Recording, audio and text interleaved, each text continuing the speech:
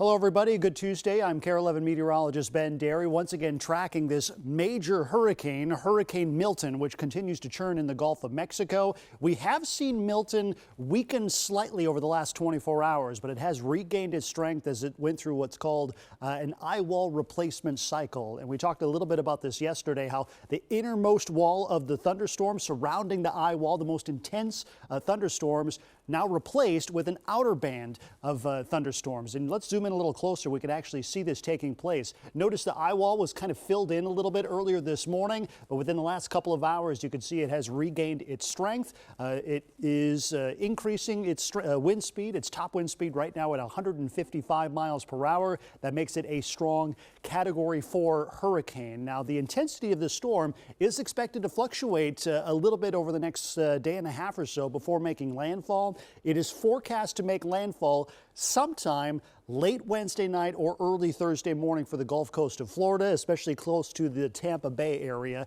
And let's zoom in a little closer. You can even see some more of the intricacies of this system. Right now, hurricane force winds extend outward from the center about 30 miles. Now, as another one of these eye wall replacement cycles is possible, we could see that distance of hurricane strength double before making landfall late Wednesday night. So you're talking a hurricane force wind speed of up to 60 miles and a tropical storm force wind speed, that's wind speeds 35 miles per hour or greater. We could see that extend out to over 200 miles. So pretty significant storm as far as its size and its intensity. And you can certainly see it's like looking into the eye of the storm. Right at the center of that storm, the wind is light. It's almost dead calm. But then you get into the most intense, the wall around that eye of low pressure, and you've got super strong wind speeds. Again, sustained winds of 155 miles per hour. We could see higher wind gusts as well. Another thing to note, too, is just the symmetrical shape of this hurricane. This just shows that it's very strong, it's very healthy.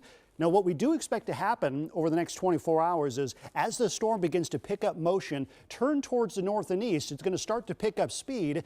It's also going to help try to pull in some drier air. That will help to slowly weaken the storm. So it's what we call dry air entrainment. So once that happens, the storm does lose a little bit of its energy. It's also going to be moving into an area that has something called higher wind shear. And wind shear, what it does is it helps to tear apart that symmetrical shape of that hurricane, and that can also allow it to weaken at least a little bit, bit by bit. It's just barely below Category 5 status. You can see it holds its Category 4 status all the way through tomorrow morning, and it is forecast to make landfall across the Gulf Coast of Florida near Tampa, maybe just south of Tampa, sometime late Wednesday night. I'd say probably closer to midnight Wednesday night into early Thursday morning. That's when the storm is expected to make landfall. And you can see the cone of uncertainty still is rather large. It does extend at least 30, 40 miles north of Tampa and further south down towards looks like the Punta Gorda area and Fort Myers.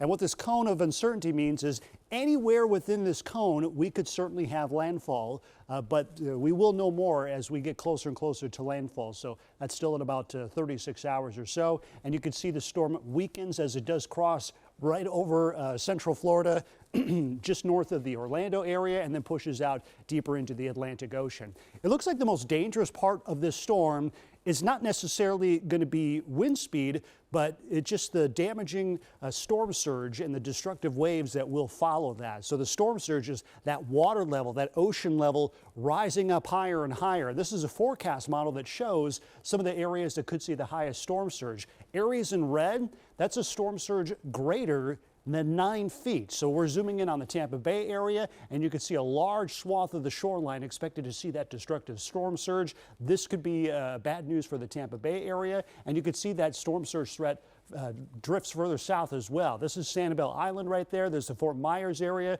Port Charlotte. You can see a lot of these areas expected to potentially see double-digit storm surge numbers in some locations as high as 12 to 15 feet. Which is really significant and can be deadly for anyone that's staying in these areas. And what will be interesting to see too is just how far inland those high storm surge numbers reach. You can see the rivers that are pushing into the Gulf of Mexico right here. So this is a big deal, and it will continue to be a big deal as we continue to track Hurricane Milton. Again, just shy of Category 5 status with wind speed sustained at 155 miles per hour. Could fluctuate back up to a Category 5 storm before gradually weakening as it approaches the west coast of Florida. Again, sometime expected to make landfall late Wednesday night into early Thursday morning. We will continue to provide you updates online, on air, and on our social media platforms.